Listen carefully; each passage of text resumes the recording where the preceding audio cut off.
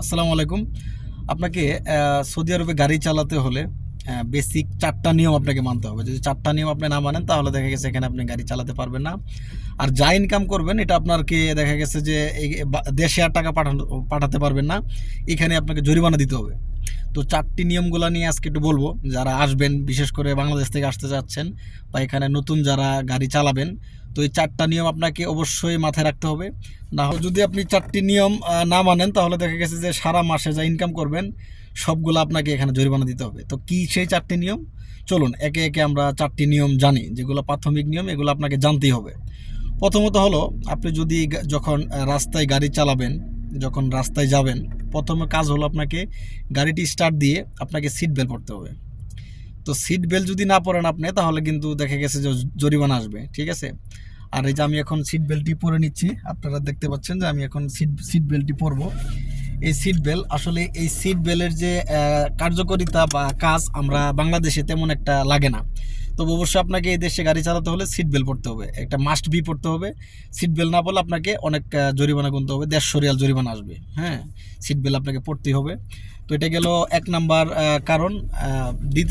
দ্বিতীয় নিয়মটা হলো, আপনাকে যখন গাড়ি চালাবেন তখন কিন্তু ভুলও আপনাকে ফোন ইউজ করা যাবে না। আপনি যদি ফোনে কথা বলেন, দেখা গেছে যে ফোনে যদি আপনি কথা বলেন তাহলে কিন্তু আপনাকে জরিমানা দিতে হবে। দেখেন এই যে ফোন, আপনি যদি এইভাবে কথা বলেন, ফোন হাতে নিয়ে, হ্যাঁ, এভাবে কথা বললে আপনাকে ৫০০ রিয়াল ফাইন দিবে, কারণ এখানে উপরে অনেক ক্যামেরা রয়েছে।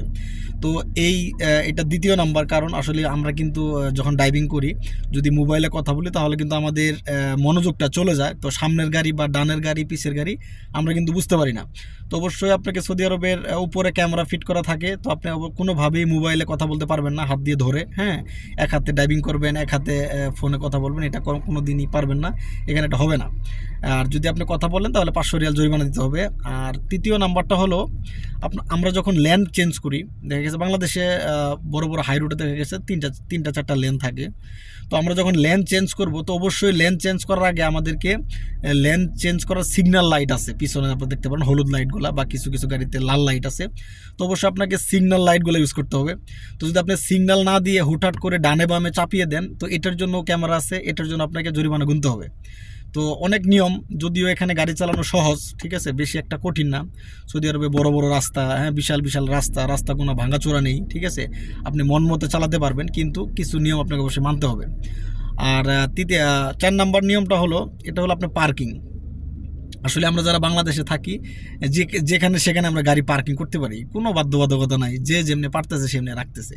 কিন্তু আপনি যদি সৌদি আরবের মতো দেশে গাড়ি চালান, অবশ্যই আপনাকে ট্রাফিক আইন মানতেই হবে। ট্রাফিক আইন না মানলে আপনাকে প্রতিনিয়ত জরিমানা দিতে হবে। পুলিশ আপনাকে মারবে না, ধরবে না, কিচ্ছু করবে না, বাট সিস্টেমে আপনাকে জরিমানা দিতে হবে। তো পার্কিংয়ের বিষয়টা বলি, পার্কিং আসলে আপনি যেখানে সেখানে গাড়ি রাখতে পারবেন না। নির্দিষ্ট একটা গাড়ি রাখার জায়গা আছে, বা আপনাকে পার্কিং এরিয়া দেওয়া আছে।